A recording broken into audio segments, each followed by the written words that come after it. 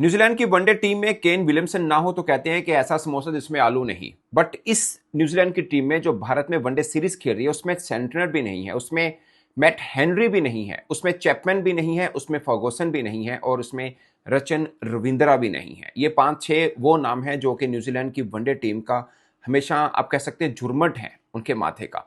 वो इंडिया में नहीं है। न्यूजीलैंड ने 2 सीरीज खेलनी है, एक वनडे की एक टी20 की। टी20 में उनकी पूरी टीम है, 1-2 नाम नहीं है बस, क्योंकि वो लीग्स खेल रहे हैं। बट बाकी वनडे में तो 5-6 नाम इसमें नहीं है। और मैं ये सोच रहा था कि इस साल की पहली सीरीज ही बहुत ही फारिग सीरीज है, क्योंकि वन साइडेड होनी है, इंडिया ने आराम से न्यूजीलैंड को हराना है।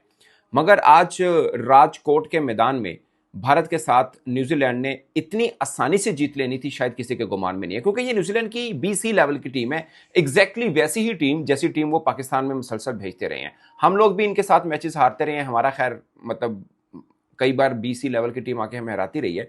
मगर इंडिया एक अलग मानी जाती है। चैंपियंस ट्रॉफी बगैर कोई मैच हारे वो जीते हैं। वर्ल्ड कप 2023 से लेकर अब तक का सफर देख लें, पूरे आईसीसी की 3 इवेंट में सिर्फ एक मैच हारे हुए हैं, वो भी वर्ल्ड कप 2023 का फाइनल। बाकी हर जगह पे सबको मारा है। और फिर न्यूजीलैंड की एग्जांपल ले लें, लगातार 8 मैचेस हारे हैं न्यूजीलैंड अगेंस्ट इंडिया, लगातार 8 मैचेस, और उसके बाद पहली जीत मिली है। और कभी सीरीज नहीं जीते न्यूजीलैंड इंडिया में, तो अब एक चांस बन रहा है कि शायद सीरीज जीत जाए। और राजकोट के इस मैदान में भारत एक ही मैच जीता हुआ है, 4 मैच हारा हुआ है। और इस मैदान में न्यूजीलैंड आज पहली टीम बनी है जिसने चेस करते हुए मैच जीता है। ये एक खास बात है। बट हम अक्सर बात करते हैं ना कि ट्रेविस हेड शायद इंडियन टीम के लिए गुरु हैं, बट मैं कहूंगा डेरल मिचेल भी किसी से कम नहीं है। डेरल मिचेल का रिकॉर्ड मैं आपको बताऊं, आप हैरान हो जाएंगे। वैसे उसका पाकिस्तान के खिलाफ भी बड़ा धांसू किस्म का रिकॉर्ड है, मगर इंडिया के खिलाफ तो उसने जिन कहते हैं ना आखिर की थी, आखिरी 6 इनिंग्स में 300 है, 250 है। आखिरी 6 इनिंग्स में डेरल मिचेल की अगेंस्ट इंडिया 300 है, 250 है। आप अंदाजा करें। और फिर सारी की सारी सेंचुरीज उसकी इंडिया के अंदर हैं। उसकी पाकिस्तान के खिलाफ भी 200 हैं पाकिस्तान में, एक इंग्लैंड के खिलाफ भी 100 है। सो उसके टोटल 800 हैं डेरल मिचेल के, 6 अवे हैं, यानी न्यूजीलैंड के बाहर हैं। So he is a wonderful cricketer और स्पिन को तो बहुत ही तगड़ा खेलता है। इसलिए देखे ना, उसने कुलदीप का वजन सहा। खैर विल जॉन्ग और डेरल मिचेल दोनों ने तगड़ी बल्लेबाजी की। विल जॉन्ग को कुलदीप ने बाद में आउट कर लिया, बट उसने डैमेज कर दिया हुआ था, खेल उधर से खत्म कर दिया था। मगर क्या जबरदस्त शानदार सेंचुरी की है आज। उसने केएल राहुल ने भी 100 किया, उनका भी 8वां 100 है। डेरल मिचेल का भी 8वां 100 है। केएल राहुल ने 112 रन किए हैं। इससे पहले भी केएल राहुल के हाईएस्ट 112 रन ही हैं, वो भी न्यूजीलैंड के खिलाफ हैं। और वो मैच भी भारत हारा था। और मैं आपको अब स्टैट कुछ बताना चाह रहा हूं जो आपके लिए बड़ा हैरानकुन होगा। न्यूजीलैंड भारत के खिलाफ आखिरी जीत नवंबर 2022 में अपने घर में ली है, जबकि इंडिया न्यूजीलैंड की पहली आखिरी जो जीत थी वो 2017 में थी। सीरीज कभी नहीं जीते हुए हैं। और नाम मैंने आपको गिनवा दिए हैं कौन कौन से नहीं खेल रहे। अब मैं आपको इंडिया का बताता हूं। लाइक अगर कल वर्ल्ड कप हो जाए ना स्क्वाड अनाउंस हो, उनके कम से कम बल्लेबाजी तो इंडिया की यही रहेगी। हाँ, बॉलर्स कुछ कम मैं मान लेता हूं, एक पांड्या नहीं है, एक इनके पास बुमराह नहीं है। बट बुमराह चैंपियंस ट्रॉफी में भी नहीं था। सो ये अब सुनिए इंडिया का स्क्वाड टीम सुनिए। रोहित शर्मा, शुभमन गिल, विराट कोहली, श्रेयस अय्यर, केएल राहुल, जडेजा। ये आप कल वर्ल्ड कप का स्क्वाड अनाउंस, इनका प्लेइंग 11 6 बल्लेबाज का 17 तो ऐसे ही रहेगा, मतलब यही रहेंगे। फिर नीतीश कुमार रेड्डी है। ये आप समझ लें कि वाशिंगटन सुंदर होता तो वो होता, बट दोनों में कोई खास फर्क नहीं है। रेड्डी टेक्निकली बैट्समैन अच्छा है, वाशिंगटन भी ठीक है, बस एक बॉलिंग एज मिल जाता है कि वो स्पिन बॉलर है। ठीक है, हर्षित राणा है, मोहम्मद सिराज खेले हैं, कुलदीप यादव और कृष्णा। अब कृष्णा और हर्षित राणा ने कॉनवे को बड़ा जबरदस्त बॉल डाला था, बट मुझे लगता है कि एशियन कंडीशन में कोई ज्यादा तगड़े बॉलर नहीं है। इंडिया का भी ये प्रॉब्लम है, उनका बुमराह वर्ल्ड क्लास बॉलर, इसमें कोई दो राय नहीं है। अर्शदीप उनका सेकंड बेस्ट बॉलर है। पता नहीं क्यों वनडे के ऊपर वो उतना भरोसा उस पर नहीं रखते हैं, but he is very good bowler. वो दो नहीं है, बट आप एक ही समझिए, क्योंकि अर्शदीप को लेकर वो इतने ज्यादा सीरियस नहीं है वनडे क्रिकेट में। वो हर्षित राणा को लेके हैं, क्यों जो गंभीर है उसके ऊपर ये इल्जाम भी आता है कि हर्षित राणा को अनड्यू फेवर करता है। वो ये इल्जाम आता है गौतम गंभीर के ऊपर कि हर्षित राणा इस क्वालिटी का बॉलर नहीं है, मगर अनड्यू फेवर करते हैं। पहले आईपीएल में भी किया, बाद में मतलब उसको भी रखा। बट पेस अच्छा लड़के का, एनर्जी ठीक है, बट इतना डेकोरेटेड नहीं। मुझे लगता है कि अगर अर्शदीप और हर्षित राणा के बीच में टाई हो तो ऑफकोर्स अर्शदीप चॉइस होने चाहिए। मगर आप अर्शदीप को कृष्णा की जगह पे भी ला सकते हैं। एक वरुण नहीं है, आई डोंट नो। मुझे लगता है कि वरुण ने जिस तरह अपने इंडिया के अंदर बड़ी क्वालिटी बॉलिंग किया, उसको शायद स्क्वाड का हिस्सा होना चाहिए। आज एक कॉम्बिनेशन भी ठीक था, जो मैं हमेशा मानता हूँ कि भारत भी यही करता है कि 8-3 के कॉम्बिनेशन से चलता है कि 8 बैट्समैन हो 3 बॉलर हो। बैट्समैन मीन कि उसमें ऑलराउंडर भी हो, लेकिन रेगुलर बॉलर 3 हो। मगर आज इन्होंने रेगुलर बॉलर 4 डाले। एक्चुअली में रविंद्रा भी जडेजा जो है, रविंद्रा जडेजा वो भी खेले तो 5 बॉलर एक तरह से खेले, बट इंडिया मैच हार गया। और दिलचस्प बात यह कि इंडिया की ओपनिंग पार्टनरशिप ठीक लगी। एक होता है ना कोलैप्स हो, केरलियोन आपने बैटिंग की हो, ठीक है, मैं 70 पे पहला जाके कहीं आउट हुआ था, और वहाँ पे न्यूजीलैंड के 42 मतलब 60 पे शायद 2 आउट कर दिए थे इन्होंने। तो ये है। बट अब इंडिया का ये सीन बना हुआ है कि वो 2 खिलाड़ी रोहित शर्मा और विराट कोहली, जिनके बारे में ये जिसे बोलते हैं ना तजब्जुब का शिकार थे, यानी टेंटेटिव थे थोड़े से कि इनको वर्ल्ड कप के लिए रखना है या नहीं रखना, बट जिस मैच में ये 2 ना हो इंडिया का नहीं रहता कुछ।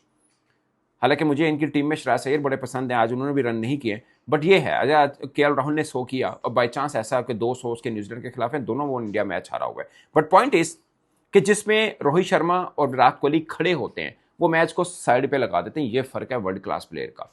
और भारत के अंदर इस बात के ऊपर बहुत चर्चा होती है कि रोहित शर्मा और विराट कोहली की बन नहीं पा रही है, मतलब या गौतम गंभीर की इन दोनों से नहीं बन पा रही। कभी नेट प्रैक्टिस करते हुए, इन खिलाड़ियों के साथ मुशावरे करते हुए नहीं देखा। अगरचे कल इनके बैटिंग कोच की प्रेस कॉन्फ्रेंस हुई थी, उसने बोला कि टीम मीटिंग के अंदर बहुत बात इनकी सुनी और मानी जाती है और उनको बड़ी वेटेज दी जाती है। बट सच ये है, इंडियन मीडिया भी कोट कर चुका है, कई बार हमने प्रैक्टिस सेशंस में मतलब जो विजुअल्स हमने देखे हैं उसमें ये मिलता है कि रोहित शर्मा विराट कोहली के साथ गौतम गंभीर कोई खास बातचीत नहीं कर रहे होते, बल्कि अभी इंडिया के अंदर जो कैंप लगा था बिल्कुल भी जैसे बोलते हैं ना अखमटका भी नहीं कर रहे ऐसे गौतम गंभीर। सो ये भी एक इंडिया के लिए दर्द-ए-सर बनी है। बट विराट कोहली रन कर रहे हैं लगातार, 50 प्लस रन थे। आप विराट कोहली का सिडनी का 74 रन उठा के देखिए, अभी लास्ट मैच में भी 91 बॉल पर 93 रन किए थे। आज उन्होंने ज्यादा बड़ी इनिंग नहीं कर पाई, बट आज ही आईसीसी की प्रेस रिलीज आई जिसमें विराट कोहली जो है ऑलमोस्ट 2021 के बाद पहली मरतबा आईसीसी रैंकिंग में नंबर 1 पर आए और रोहित शर्मा को ही उन्होंने एक्चुअली में रिप्लेस किया। रोहित शर्मा विराट कोहली दोनों टॉप 3 में, like Virat Kohli eight top है, दोनों के पॉइंट्स में कुछ बहुत ज्यादा फर्क है नहीं है।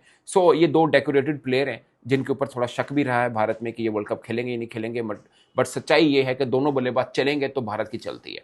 अदरवाइज ये स्टार से जो भरी हुई टीम है टीम इंडिया, वो न्यूजीलैंड की बीसी लेवल की टीम से हारी अपने घर में। कहने को एक मैच है, हार जीत क्रिकेट में किसी के भी हो सकता है, बट मेरे ख्याल में ये एक बड़ी हार है भारत के लिए, क्योंकि न्यूजीलैंड का आप स्क्वाड देखिए ना, उसके अंदर चैपमैन एक अच्छा बल्लेबाज है, वो नहीं है।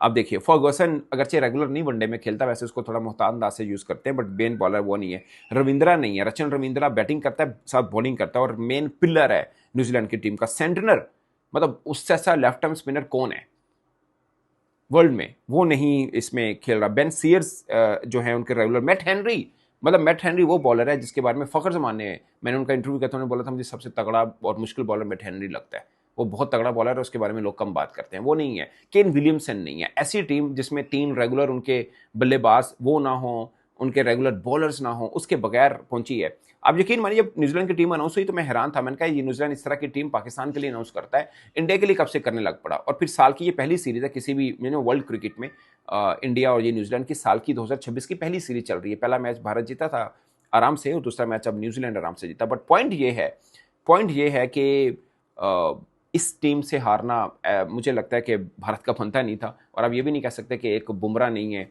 तो इस वास्ते वो हारे हैं, क्योंकि मुझे लगता है कि बुमराह के बगैर तो चैंपियंस ट्रॉफी भी जीते थे। जो मेरी असेसमेंट है कि जब किसी टीम में भले जितने मर्जी स्टार्स डाल दें, क्योंकि हम भी अपनी उठा के देख लें 2003-2007 हमारी भी स्टार से भरी हुई टीम थी। अगर बात स्टार्स की है तो स्टार्स से नहीं जीती। जब किसी टीम के अंदर अनबन की बात होती है ना, थोड़े से प्रॉब्लम। बट मैं ये एक हार की बात नहीं कह रहा, कि एक हारे हैं। अभी वो ऑस्ट्रेलिया के अंदर गए थे, वहां पे भी वनडे सीरीज हार के आए हैं। अभी अपने घर के अंदर टेस्ट सीरीज अफ्रीका से हारे हैं, बीच में अब व्हाइट बॉल सीरीज जीते भी हैं। बट पॉइंट ये है कि जो खबरें इंडियन कैंप से आ रही हैं, उन खबरों की वजह से मुझे लगता है कि काफ़ी चीज़ें डिस्टर्ब होती हैं, खिलाड़ी का फोकस भी हटता है और वो यूनिटी वाला मामला भी थोड़ा डिस्टर्ब रहता है। लाइक कोच और टीम के 2 अहम पिलर्स के बीच में अगर अच्छा ताल्लुकात ही ना हो, और ये हम नहीं कह रही, इंडियन मीडिया खुद रिपोर्ट करता है कि आपस में बातचीत ही नहीं कर पाते। और उसका रिजल्ट ये है कि न्यूजीलैंड की बीसी टीम से वो भारतीय टीम हारी है जो वर्ल्ड कप 2023 में सिर्फ फाइनल हारी, चैंपियंस ट्रॉफी पूरे के अंदर कोई मैच नहीं हारी। और इसी न्यूजीलैंड की तगड़ी टीम जो मैं नाम को गिनवा रहा हूँ वो सब मौजूद थे, उनको हराया था। सो दोस्तों इस पर अपनी राय कमेंट की सूरत में जरूर आएगा। मेरी तरफ से इजाजत दीजिए, अल्लाह हाफिज़।